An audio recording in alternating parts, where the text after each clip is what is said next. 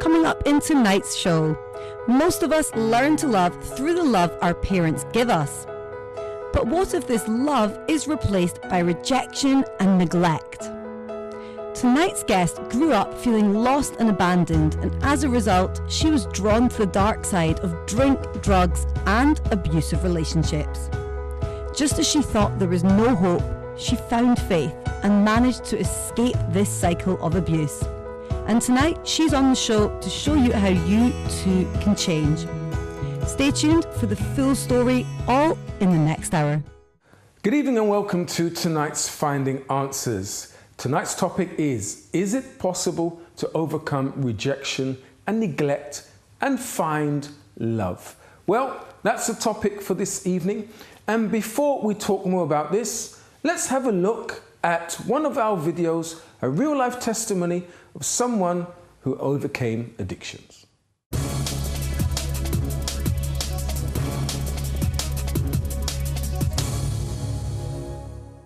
Well, my friends, here we are once again, now passing on to you how a person managed to overcome addiction. Let's find out. Hi. Hi. What's your name? My name is Valerie. Valerie. Tell us, you had an addiction before. I did have an addiction. Which kind? Before. Addiction to smoking cigarettes, marijuana, and anorexic. How did it start? It started when I was about 15. I decided that food wasn't going to be part of my life anymore because I was too big. I looked at other women. I didn't like what I saw within myself. When I was younger, my mother always used to go down the market, buy clothes for my sisters and me, and oftentimes she would come back and say to me that they didn't have your size, so that put a complex in my mind. And because of this complex, you start going for anorexia? Anorexic. That was at the age of 15. Yeah. How bad was it? It was pretty bad because there was a point where my mother kept me in and it didn't work, to the point of I didn't keep the food down that she gave me to eat. I got very, very thin, very thin. And even with becoming very thin, I didn't see that I was heading for, you know, a fall, basically. Tell me, the worst moment that this addiction led you in? The worst moment was when I could not leave the house to get dressed to go out. That went on for a few years. I would, you know, have appointments, have plans to go out, and it would take me ages to get dressed and to go out. Besides that, you said cigarettes and weed as well? Yes, cigarettes and weed. My father was the one who first introduced me to cigarettes. And at weed? the age of, I think I was 17 at the time. He was the one who introduced me to it. I didn't start smoking until I was 18. That was when I went to parties and things like that. And weed at that point got introduced to me. How bad was it? I would go out, I would spend my dole money at the time, was bringing up the children on benefits, and I would spend my dole money on sometimes £30 a day. On £30 a day on weed? Yeah. Wow. Did you try to stop? Somebody told you, let's stop, it's time to quit? Yeah, I did try to stop smoking. It lasted for about 6 months, Okay. and then I incurred a problem in my life and I started smoking again. So it was only one problem in life that put you down and back on the addiction again? That was it. Though you were clean for 6 months, as you said? Yeah. You said you started with 18. And for how long did it last? I started at 18 years old, yes, and it lasted from 18 up until 35. So you say that you stopped the addictions when you were 35. Yeah. Tell me how. Well, I came to a place where I learned to use my faith, and it was 3 days into coming to this place. I decided, I heard a word, and the word gave me confidence to realise that this thing was in control of me. But I want to understand this. Hold on a second. From 18 to 35, 17 years. Yes. Then you say to me that 3 days in this place, an addiction came to an end. Yes. For how long were you clean? I've been clean since that third day till now. How many Over years? 20 years. 20 years? Yes. Clean? Yes. No smoking? No smoking. Marijuana, cigarette? Hate them. Don't And like it. what about the other problem? The other problem, well, as you can see, I'm a little bit bigger now, and I'm confident with my weight. I know how to, you know, even things out when I need to, go on a diet, things like that. I don't have a complex anymore about who I am. I know who I am today. So, confident today and 20 years clean. Yes. In your opinion, there is a solution for addiction? Yes, there is a solution for And the what addiction. would you say for those who are an addict today and perhaps facing what you faced before? Okay, what I did, I used my faith. I was taught how to use faith, and through listening and obeying to what was being said, I was able to realize and kick the habit. It wasn't easy, but I persevered and I stuck to what I believed in, basically. Well, wasn't easy, but it's 20 years clean. Yes. That's good, Valerie. Thank you for your story. Thank you for sharing this with us. There you have it, my friend. If you want to find out more how you can overcome as well this problem called addiction in your life, in your house, give us a call. 020-7686-6300. Let's go back to the studio.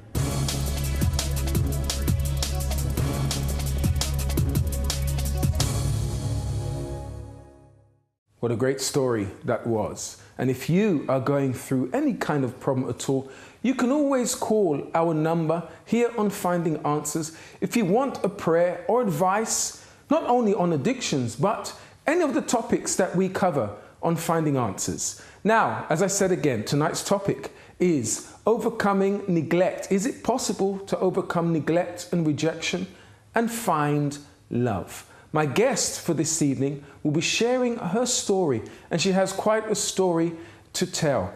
If you are going through any of the subject matter that we'll discuss tonight, I would advise you to please stay tuned, even if, you know, it hurts. But please listen to the end at my guest's story, and I'm sure it will inspire you to make a change. All right? With me tonight is Rachel. Good evening, Rachel.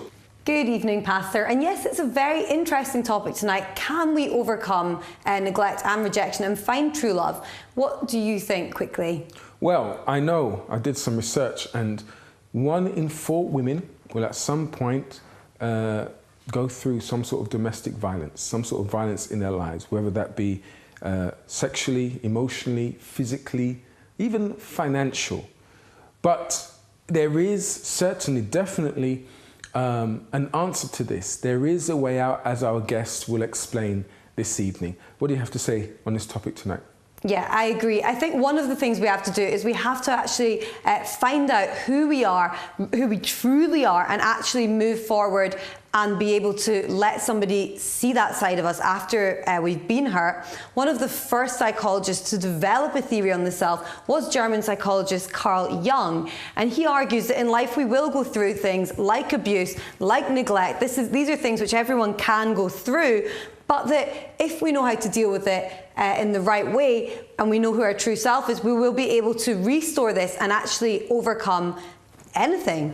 So the first stage, he says, that we go through is accommodation. So this stage is developed when we're very young. It's characterized as a stage in which you strive to meet others' expectations. And at this stage, you kind of let go of the person that you were born as. So you let go of your personality and you develop a persona that you show to the outer world. Now, this is relevant tonight, actually, to our guest, because she went through, as we're going to see, she actually went through neglect at a young age, and she found out that because of this, it ended up turning into a kind of cycle. She didn't know who she was, she lost who she was, and she wasn't sure of what she was doing, who she was ending up with, and it turned into this kind of destructive cycle.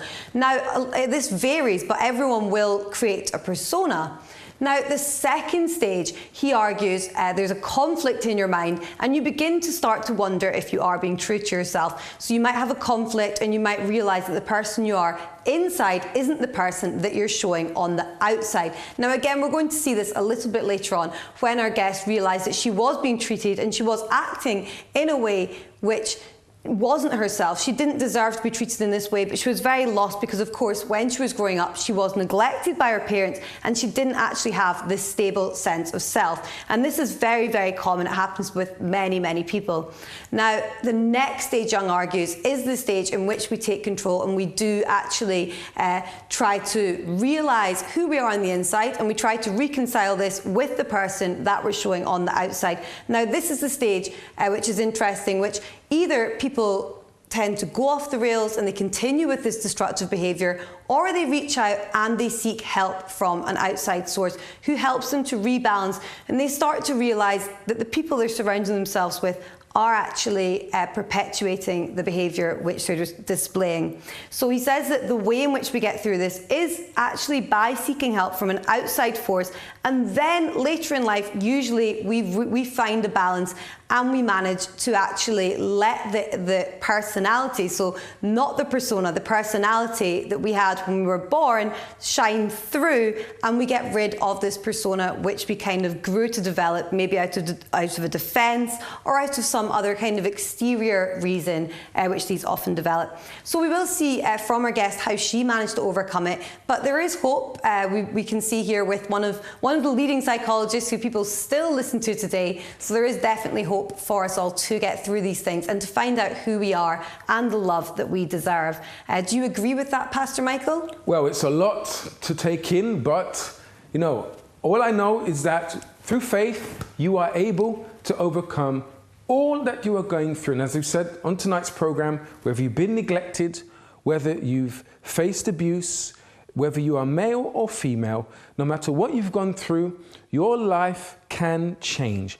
There is a way out. You can find happiness. You can find the love of your life, as my guest will be sharing this evening with us. If you are facing anything that was mentioned here tonight, if you are going through a problem now, maybe you're in a refuge, you're in a hideaway, you are scared, you feel as though, you know, no one can understand you, you don't even believe that anyone else could love you because of what you've gone through. Maybe you think the only person that will love you is the one who abused you. Well, we want to condition you. We want to tell you that actually it's unhealthy to think that way, and it is possible to find help, all right? We are going to go for a short break, but before we do, if you want to give us a call and speak to one of our advisors, you can. The number's on your screen. It's 0207 686 6300. You can also email us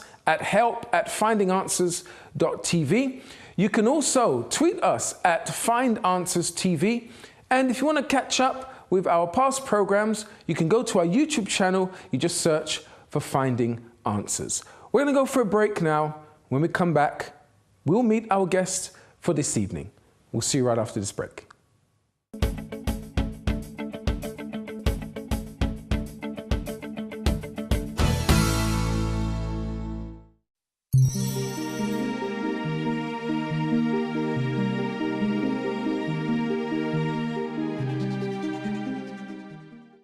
I was depressed for many years, but not anymore. And now it's my turn to help you lead a happier and healthier life.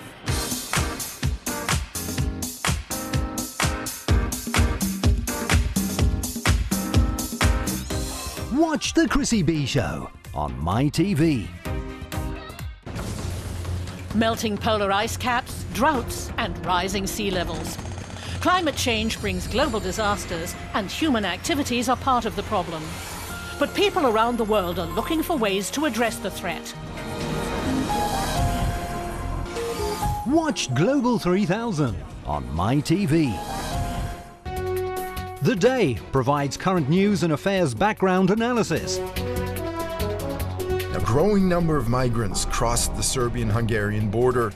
There is no doubt about it. Understand top stories, get professional expertise, statistics and video footage that will give a full insight into the world's most recent issues. Get information in its most complete form. Watch The Day on MyTV. Meet the amazing SUV Jaguar, the stylish Fiat, a vintage VW, a sporty Honda, and the Green Smart ED. Drive it Test it, know it. We have cars for any taste. Explore vehicles and their features with our weekly show. Watch Drive It on MyTV.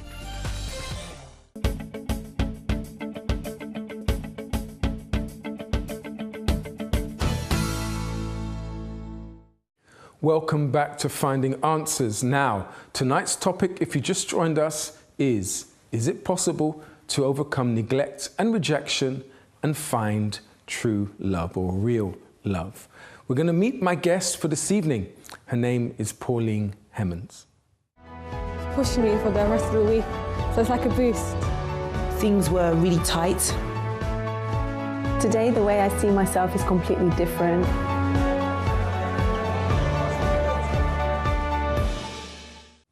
Welcome to the program, Pauline. How are you doing? I'm good, I'm very well. Thank you for coming and joining us, okay? And with us on the sofa is Pastor Bruno. How are you doing, Pastor Bruno? I'm very well, thank you. Now, Pauline, to your story, you briefly told me before that you faced a lot of problems with your family, right? You came from your country, which was Jamaica. That's right. To the UK as a young child. Tell us about that. Yeah, when I first came to this country, you know, leaving your own country, coming into a country where I didn't really know my parents. I didn't know my parents because I was born back home in my country. So when I came here, when my parents came here to make a better life for us, I was a baby. I was the baby left home. So I didn't know who my parents were until they sent for us, and we came here. So I was about 8 or 9. Right. So that was the first time I was knowing who my parents were. Right. And it was very, very difficult. That on top of the culture, the climate, the food and everything else, right? Everything was totally different. The country was cold, the houses were small. It was completely different because coming from a hot country into a cold country, it was totally different for me. So the clash started to happen getting to know your parents. Tell us about that. Getting to know my parents, it was very difficult because my auntie was the one who brought me up back home in my country. So coming here, when my mom said to me, I'm your mom, this man is your father, I find it very hard to take in because, you know, I look upon my auntie and my auntie husband who I was living with when I was back home in my country. I look upon them as my parents. So coming to this country and my mom is saying, I'm your mom, this man is your father, I find it very hard to take in. Because even at one point I turned to her and I said, you're not my mother. Is that when they would kind of lay down the law and discipline you? You can't tell me what to do. Is it that sort of thing? Or at that moment, it wasn't like that because I was new in the country. I was new, so it was hard to take in. So as I get older, start to mature, get older, going to secondary school, that's when things start to change, you know. My parents, especially my mom, because my mom, she was very, very strict. Very, very strict at the time, you know. So it was very hard to try to accept this person was my mother when I wasn't brought up with her, so I didn't know who she was. So you're going through adolescence now. You're turning from a young girl into a young woman. Yes. So I'm sure, you wanted to fit in and be independent. Did you still have that kind of a clash with your parents? In a sense, I can say yes or no because my parents, they were very strict, so there were boundaries in the house, so we couldn't go and come as we please. We couldn't go out as we please, you know. So my parents they brought us up in a very strict way. Now, did you accept that, or did you kind of rebel? Well, I didn't accept it because the way that I was treated. I was rejected. That's where the rejection came in, the resentment came in. Right. Because I was being rejected at the same time. Nothing I did was the right thing. I wasn't a good daughter. So I grew up with this kind of resentment inside of me towards my mom. So because of that, you rebelled? Yes. Did how did it affect your schooling? How did it affect your your relationship with other people? It affected me very badly because going to school, I used to run away from home anyway. So really, yeah, I used to run away from home. I would go to school, but I didn't learn anything, because like when we have parents meeting, parents to come to the school, nobody came to the school for me. So I said, what's the point? Nobody's coming to the school to represent me. Right. So what's the point me going to school and learning? Yeah. So I went to school, but we skipped school, go to the swimming pool. This is what we did. Right. This is what I did. I just didn't go to, I went to school, you know, and if there was any problem in school and the teacher would call my mom, she would not believe what I would say. She would believe everything the teacher would say. So that even made me more rebel. Right. That made me more resentful towards her, because she would not believe anything I would say, but she would believe everything the teacher would say to her. So after some of the time, it wasn't even the truth. Growing up, obviously you're becoming this young woman now. You said you got resentment, you felt rejected by your own parents. Yes. You weren't able to fit in. You mentioned about having siblings. Yes. Was that brothers or sisters? I got both? brothers and sisters, yeah. Did you get along with them, or do you feel kind of separated from them also? Because you see, back home in my country, my other siblings were brought up in a different way, different people. I was brought up with my auntie, so I didn't know who my siblings were until I came to this country. So did you connect with them when you came over or not? I was connecting with them. I was getting to know who my siblings were. Right. I was getting to know, but there was 2 who were born in this country. So I had to get to know them as well, plus as well know my sibling back home in my country, because there was 4 of us, myself make 4 of us came to this country. Right. And to get to know the other 2 who was born here, it was hard. So I want to get to the main point, really. You had this conflict with family. Now, as you grew up, because of this resentment, rejection and neglect, you started to find, you wanted love, and you tried to find it in other ways, didn't you? Tell us about that and you know, your first relationship. Yes. Growing up for me, because I was rejected at home, I didn't receive the love, the nurture from my parents. So I would go out and I would look for love, you know. But the love that I would look for is for somebody to love me back, for somebody to appreciate me, for somebody to love me, give me that attention. And I'm sure you probably got that in boys. I get that, but it was the wrong way. Because because when you meet somebody, you don't know what this person is going to be like. You don't know if this person is going to turn out to be a monster or whatever. But when I start going out with this person, he started ill-treating me, started abusing me, started physically. From the beginning? Not from the beginning. After a while, as you get into the relationship, he started to abuse me, started to beat him very badly, very, very badly. Very badly, to the point where police had to be involved. How old were you at the time? I was in my late teens, around 19. Yeah. Yeah. So that's when I started having relationships. Going through all of that, didn't you think, you know what, it was better if I, you know, tell my parents, go back home to my parents and say what's going on? Or do you think, you know what, they're not giving me any love, I might as well stay with this person who kind of showed me in the beginning some sort of care? No. You didn't think about I didn't think about that. He's the one?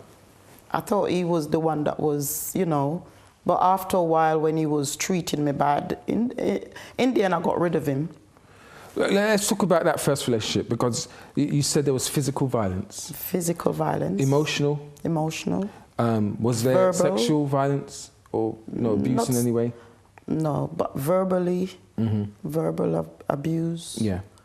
So he would mistreat you? He'll treat me. Was he, how old? I'm sure he was a lot older than you, was he? Yeah, we was the same age bracket. Really? Okay, so because of that, he sensed you were soft, you were this vulnerable young woman. You would say yes Yeah, because when I met him, he met me in my parents' house. Right. He used to come to my parents' house. Okay.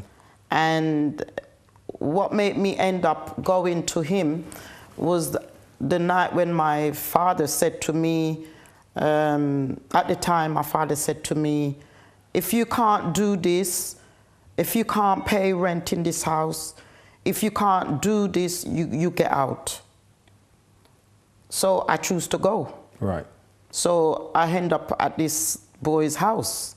And you moved in with him? So we move in together, and that's how it happens, yeah. Yeah. Pastor Bruno, we see how many cases we have young women, especially young women, who they end up in a relationship that isn't healthy for them simply because of the love they didn't get at home, right?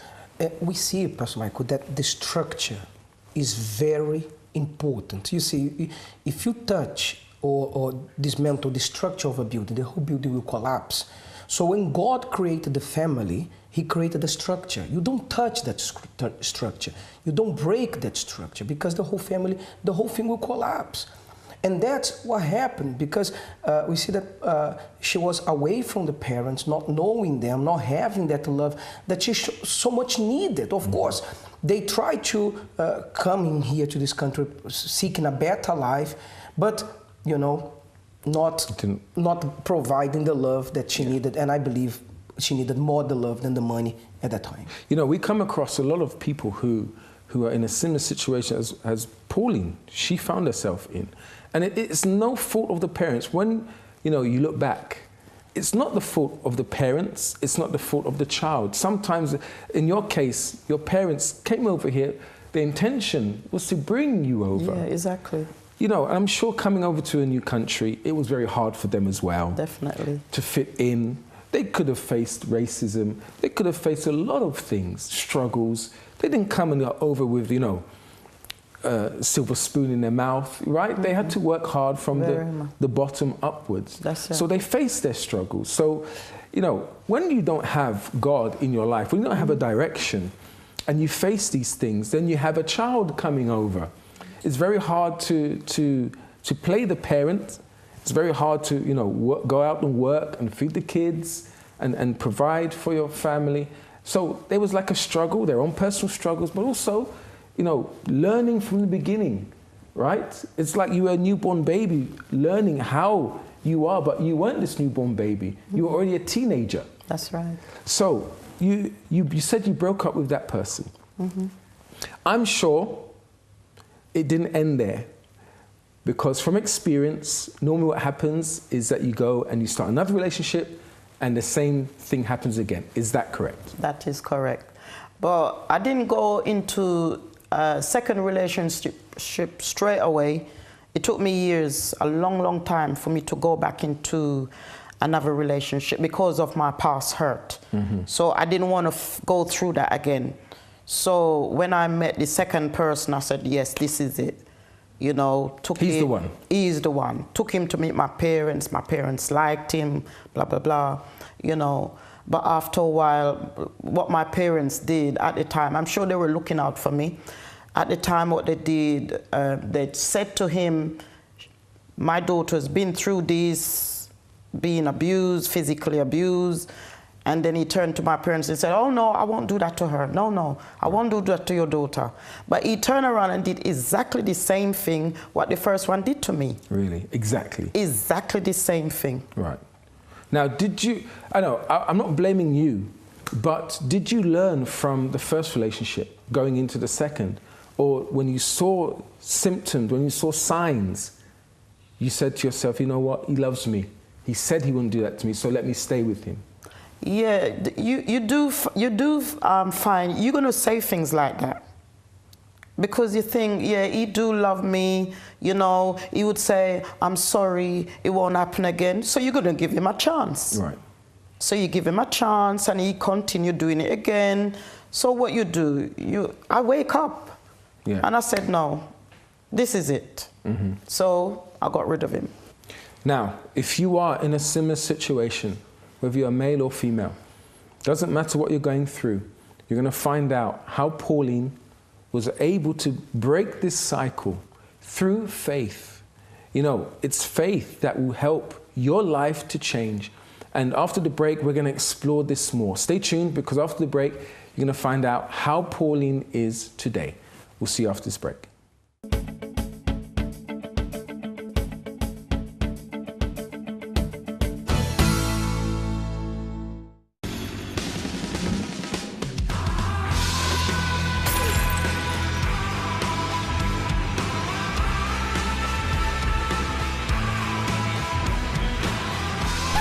Time is an illusion.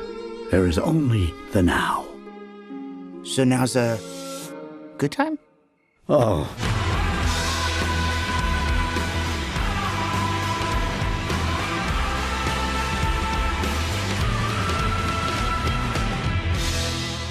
She with you?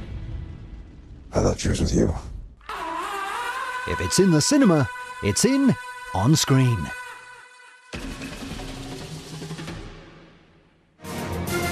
On Screen on MyTV. Get all the recent news updates with France 24. Watch France 24 on MyTV.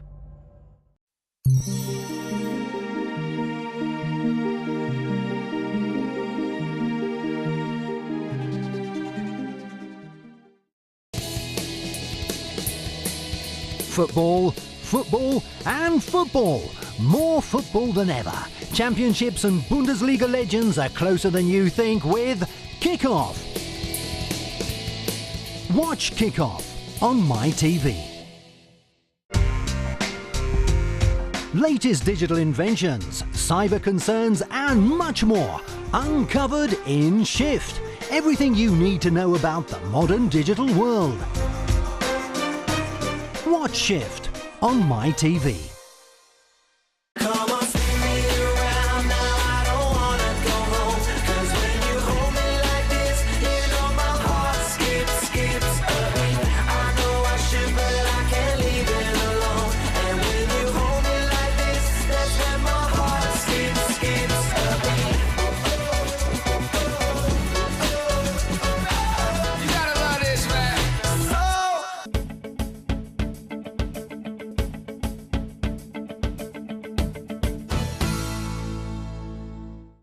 Welcome back to Finding Answers. Now, before we go to Pauline to hear how faith helped her overcome neglect, rejection and abuse, let's have a look at what the people had to say on the streets of London.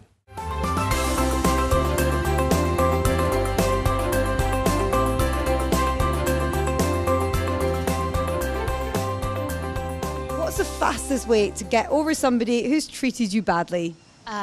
This is actually quite relevant to me. I think keeping busy and distracted and just focusing on work, your friends, and trying not to let the small things get to you. I guess really you shouldn't look back. Perhaps you should learn from it and then just move on.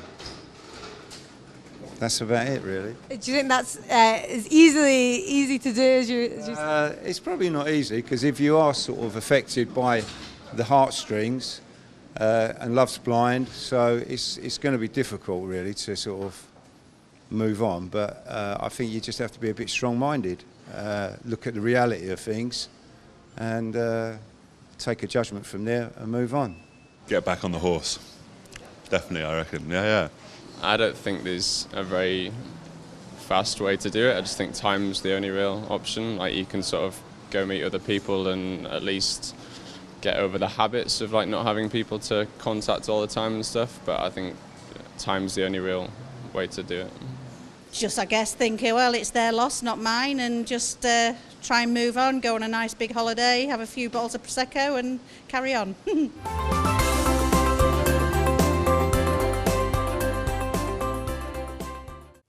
Welcome back to Finding Answers. Now, let's go back to Pauline's story and how she was able to overcome all the neglect and abuse she faced. So, today, Pauline, you are a changed person, right? Correct, yes. All that hurt, all that baggage, everything has completely gone.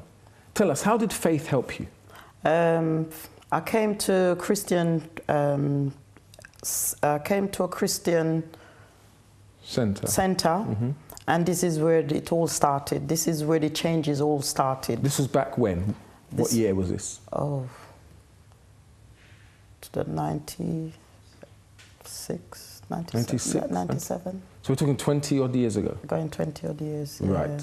And how did you hear about this Christian Center? How I heard about it, at the time I was with someone and they gave him the city news. Right. And he brought it home and I started reading it and I rang the church. Right. I rang the Christian Center and Yeah. that's how I came here and I started to receive the help that I... So tell us about the help that you received. I received how to... I was told what to do.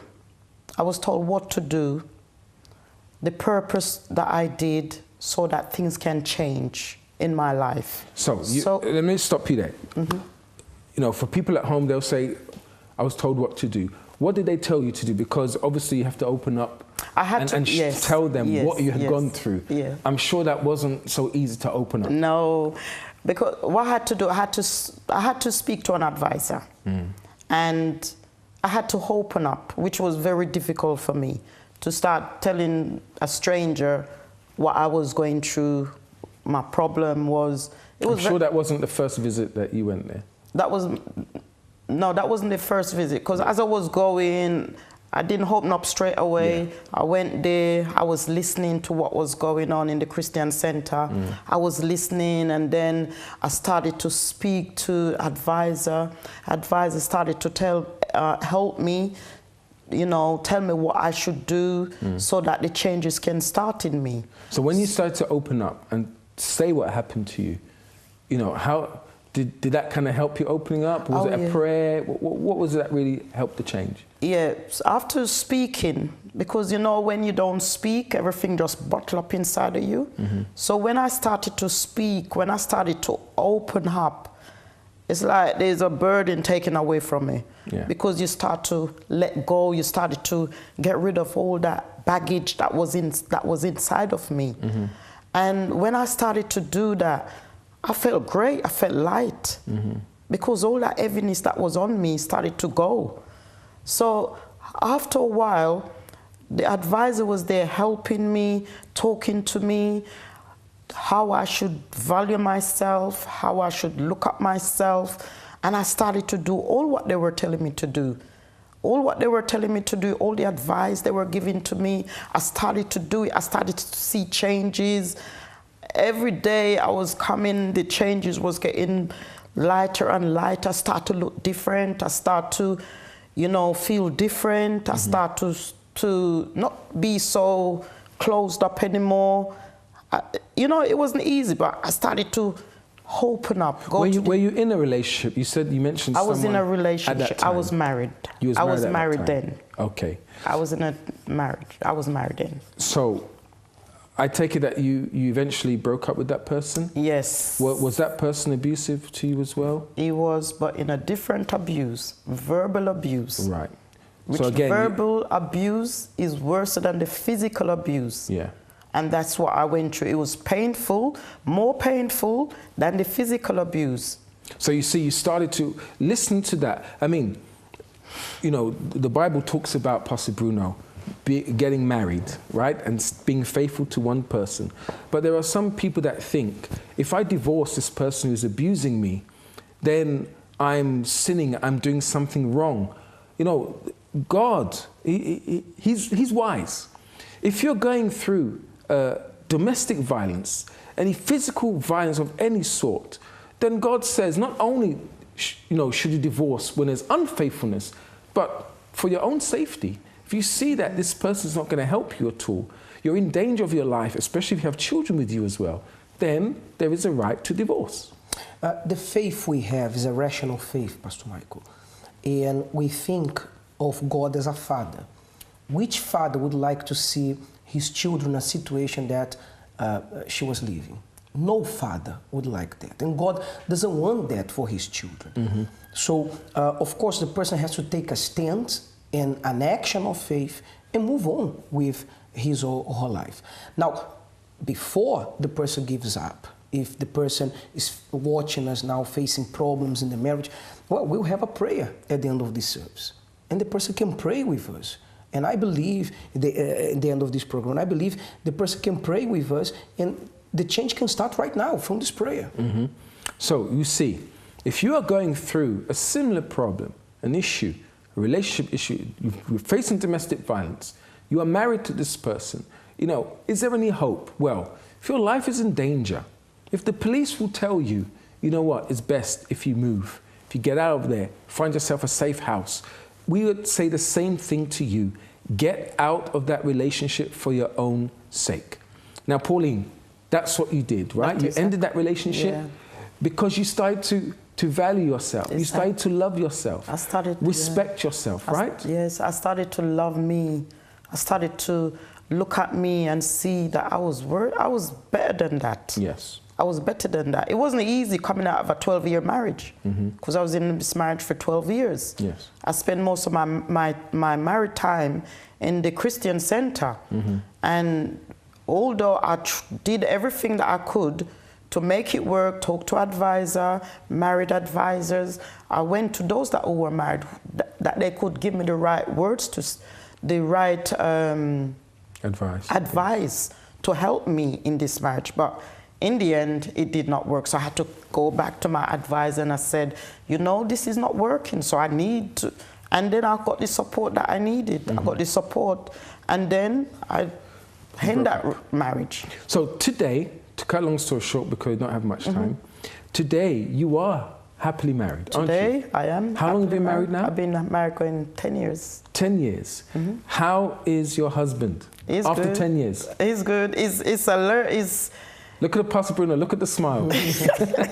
Every day it's not hard. In the beginning it was, you know, when two people come together, you get to know you get to know one another. Yes. So as time passes on, every year it get better and better and better and better. Yes. Every year it get better and better. Because you learnt, you know, from that place, you learnt, you were given tools. Yes. Starting with yourself, loving yourself, respecting yourself.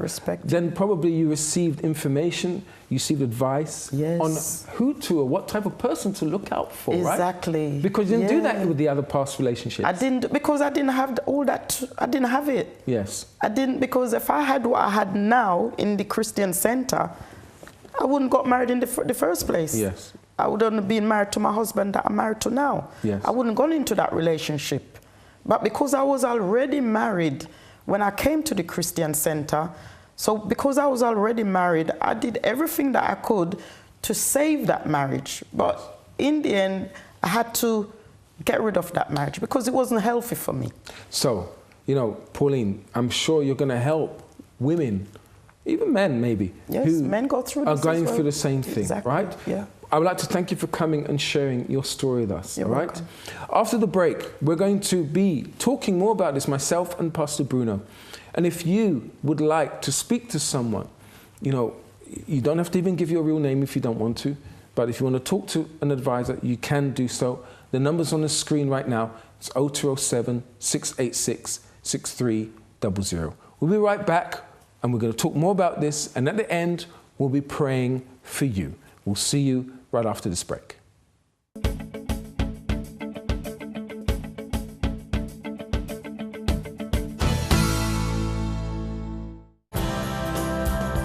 The matters of the heart are the most bothersome.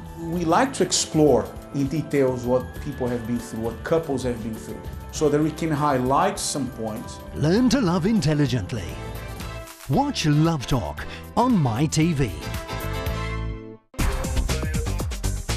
DKW, a different kind of woman. So I want to find out if you might have dyslexia. My memory's not too good today. And it's almost like you have to be this superwoman. Years and years ago when I watched Titanic, and obviously My Heart Will Go On came on, and it just brought me back to that time. And I was with 4 other sisters. Lord have mercy. So you know how they were. You're not gonna go over there and say nothing? Come on, a little closer now, and let me know that you're mine. Woo! It's going to be your turn to do your macaroons. No competition. We're here here at Britain's Top Designer 2015.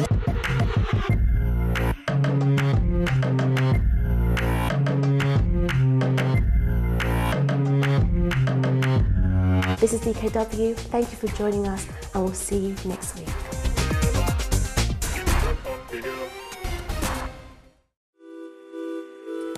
Do the maths. Changing your life is not as simple as changing your hairstyle, your shirt, or rearranging the furniture in your living room. You're talking about years of deep-rooted habits, behaviours and problems that are not going to change overnight. Many may say, think positively, but the trouble with that is that you can't do or change anything with just thoughts. But add action into the equation and the outcome can be different. Let's do the maths. Positive thinking plus action equals a change. Whatever it is, if the change is significant, if it's worthwhile, then it will have to take time, effort and homework from you.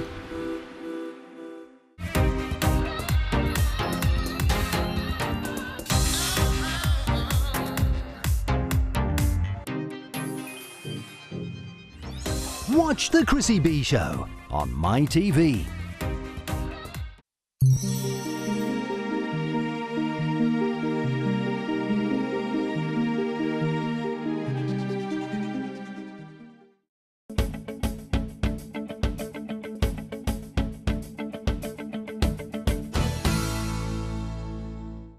Welcome back to Finding Answers. Now, you've heard Pauline's story tonight, and maybe you have a similar tale to tell, but there isn't a happy ending for you yet.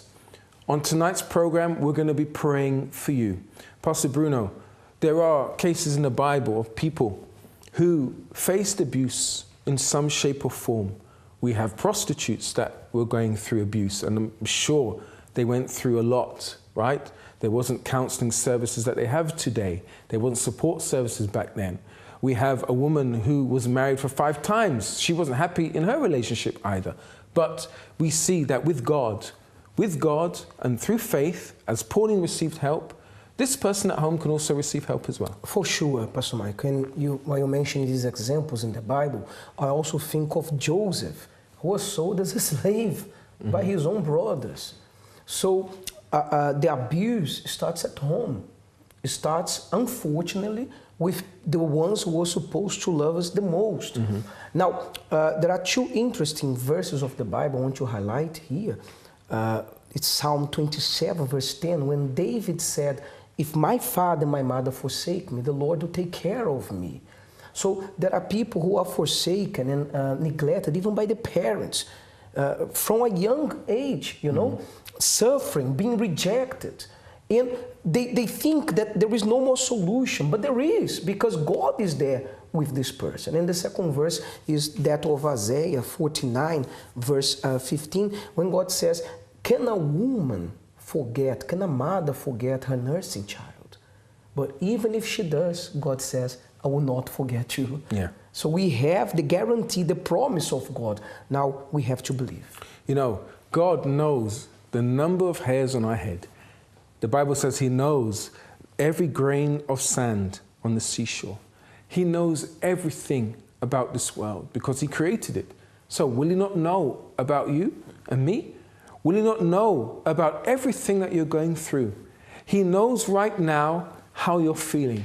He knows if you are sitting down or standing up. He knows if you're even thinking now of going to that bottle once again to try to make yourself sleep. He knows your pain and your hurt. But what he wants, if you want help, he wants you to turn to him. And that's what Pauline did. Pauline didn't blame God for, all that she went through, as some people tend to do. Pastor Bruno, they tend to blame God because of the relationships they go through. But God's not to blame for that, right? No. God is not to blame for what's happened in your life to now. But I can tell you something. God will be to blame if you decide to turn to him and he changes your life. Then you can blame him for the good that he will do in your life, just as he did in Pauline's life. So we're going to pray now. And as I said, if at any time you want help from us here at Finding Answers, you want to speak to someone regarding your issue, what you're going through, it could be that you were neglected by your parents and you don't feel loved and you've been in really bad relationships. It could be you're in an abusive relationship right now and your partner is in the other room sleeping maybe and you are scared. You never know when they will come home and start taking out their frustration and anger on you. Well, I can tell you, with God, he will give you that strength to make a decision. What that decision is, I don't know. But God will help you to make that decision. He will give you the strength to stand up and say, enough. If you want this prayer this evening, we're going to pray now and present your life, your situation. We don't know your name. We don't know where you are, but God knows everything about you. And we're going to intercede on your behalf. We're going to pray to God for him to help you. So right now, it's time for prayer. In the name of your Son and Savior, Jesus Christ, we stand here tonight, myself and Pastor Bruno, at the cross. And it's here, my Lord, the cross, that we receive all answers, my God, including, my Father, peace, including joy, including the love, my Lord, that this person so dearly wants. They crave for this love and attention that maybe, like Pauline, they didn't receive as a child. They didn't receive it from their parents. And because of that, they ended up looking for this love in a relationship. They started looking for love outside of the home. And instead of getting what they so wanted and deserved, they got instead abuse. They got hurt, my God, to the point where they've hit the self-destruct button. This person who doesn't have any self-worth. They don't believe in themselves anymore. They think that the relationship they're in is right for them to be abused, to be hit, to be beaten, to be shouted at. My God, this person as well, who is single and believes that there's no one out there for them.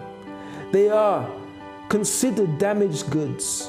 My Lord, your love for us is sufficient, my God. Your love for us, my Father, can change any situation. And maybe this person feels guilty. Maybe they feel ashamed, my God. Maybe this person doesn't even speak to their family or friends about what has happened to them because of that guilt and shame. I say to you, God, he forgives you. Maybe you made a mistake in your past. You made a wrong choice. But God is willing to help you tonight. All he wants from you is to say to him, I need your help, God. I don't know who you are. I don't even know what words to say, but I need your help. My God, we intercede on this person's behalf and we ask you, Father, to touch this person. Maybe they're laying now on their bed watching us. Maybe they're sitting on the sofa with tears in their eyes, maybe with a glass of alcohol in their hand, drowning their sorrows. My Father, remove this hurt and this pain and give them your peace. Give them, my Father, a new beginning, a new chance, just as Pauline received help through that spiritual center, my God, through the prayers and the advice. My Lord, may your Spirit now visit this person and touch them in the name of the Lord Jesus Christ. Yes, no matter what you faced, God, he loves you. God, as a loving Father, cares for you. He wants the best for you. And what we have received, we give to you right now. Receive his peace. Receive the love of the Father, of the Almighty God in your life. In the name of the Lord Jesus Christ, I pray and I give these people to you in Jesus' name. And if you believe, say amen. Well, that's it for another Finding Answers. I believe, as we always say the prayer at the end, I believe God has heard our prayer. And if you want to speak to us, even now after the program, you want to talk to someone, the lines are still open. If Pauline is able to come on this program and say, today I've been happily married for 10 years, very soon, things are going to start to change for the good in your life. Until the next Finding Answers, have a wonderful night. God bless you.